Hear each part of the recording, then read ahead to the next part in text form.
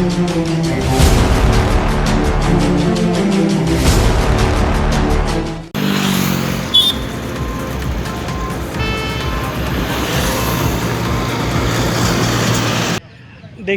University प्रशासन ने पिछले दिनों एक नोटिस निकाला है जिसमें कहा गया कि पीजी फर्स्ट सेम के छात्रों के जो वो होंगे एग्ज़ाम होंगे वो ऑफलाइन होंगे, और दूसरा जो बीटेक थर्ड सेम और फर्स्ट सेम के छात्र हैं उनकी स्थिति क्लियर नहीं की गई, उनके एग्ज़ाम किस तरह से होंगे।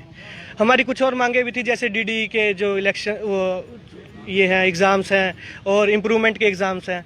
तो इन सब को लेकर आज हम यहाँ एनएसयूआई वीसी सर को ज्ञापन देने आई थी। हम कुछ दिन पहले भी आए थे, तब वीसी सर ने कहा था कि 15 तारीख का समय दीजिए, हम 15 तारीख के बाद आपकी स्थिति स्पष्ट कर देंगे। तो जिस स्थिति स्पष्ट की गई वो एक बिल्कुल ही विरोध, जो परिस्थितियाँ इस टाइम कोरोना की वजह से हो रखी हैं उनके बिल्कुल विरोधास्पद थी।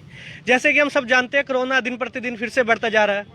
हमारे यहाँ अभी जो स्कूल खुले हैं, स्कूलों में केस आ रहे हैं, कॉलेज खुले हैं, कॉलेजों में केस आ रहे हैं, और जब सबसे बड़ी बात, जब क्लासेस ही नहीं हुई तो एग्ज़ाम किस चीज़ के ले रहे हैं। तो हम आज वीसी सर से मिलने आए। उन्होंने कहा कि वही जो पिछली बार उन्होंने कहा था कि आपके 2 छात्र संगठन 3 छात्र संगठन, वो हरा तोता और नारंगी तोते वाली बात जो मैंने पहले भी कही थी और अब फिर से कह रहा हूँ। आज सभी छात्रों के सामने सर ने बोला है कि वो छात्र संगठन थे जिन्होंने कहा था कि आप क्लासेस खोल दीजिए सर, कोरोना की स्थिति उसमें कंट्रोल में है। तो आज मैं उनसे भी पूछना चाहूँगा कि ये जो छात्र यहाँ जो बैठे थे इतनी धूप में अपने घर से आए थे, क्या ये पागल हैं? क्या आपको इनकी हकों की चिंता नहीं? क्या आपको इनके स्वास्थ्य की चिंता नहीं? तो आज हम वीसी सर से फिर से ज्ञापन दिया है। उन्होंने कहा है कि हम 1 हफ्ते के अंदर स्थिति क्लियर करेंगे, और अगर स्थिति क्लियर नहीं होती 1 हफ्ते बाद फिर से एनएसयूआई यहाँ पर खड़ी होगी और छात्रों की हकों की लड़ाई लड़ेंगे। और जब तक उनके हक उनको मिल नहीं जाते, जब तक उनके स्वास्थ्य की गारंटी, जब तक उनके शिक्षा की गारंटी हमें जब तक नहीं मिल जाती, एनएसयूआई यहाँ से पीछे नहीं हटेगी। एनएसयूआई सदैव छात्रों के हितों के लिए काम करती है, ये आगे भी करती रहेगी। धन्यवाद। नमस्कार साथियों, मैं ईशान शर्मा, जिलाध्यक्ष एनएसयूआई कुरुक्षेत्र। जैसा कि आप सभी साथी जानते हैं कि पिछले लंबे समय से एनएसयूआई कुरुक्षेत्र की पूरी टीम व अन्य सभी छात्र जो भी हमारे साथ काफ़ी लंबे समय से जुड़े हुए हैं और अपनी मांगों को रखते हुए कुवी प्रशासन के पास हम आज भी ज्ञापन देने आए कि जैसे पहले कुरुक्षेत्र यूनिवर्सिटी प्रशासन ने छात्रों को ऑप्शन दिया ऑनलाइन और ऑफलाइन का, लेकिन काफ़ी सारे कोर्सेज ऐसे थे जो बीच में रह गए।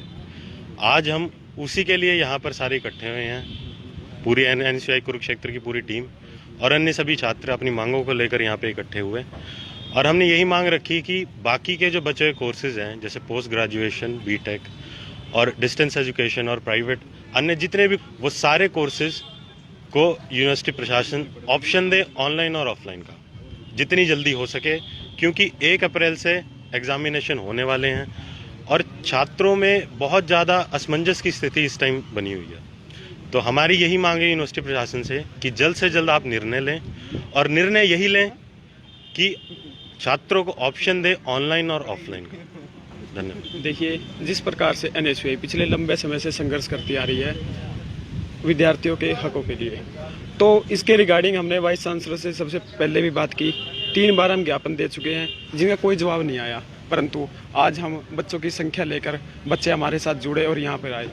तो सबसे मुख्य बातें जो जैसे इन्होंने बताई कि एग्ज़ाम्स को लेकर, एग्ज़ाम्स की डेट्स को लेकर, लेकिन कुछ और भी मुख्य मांगे थी, जैसे कि जो हॉस्टल की फ़ीस है वो बहुत ज़्यादा बढ़ा दी गई है, सीधा 80 रुपये से 180 रुपये कर दी गई है।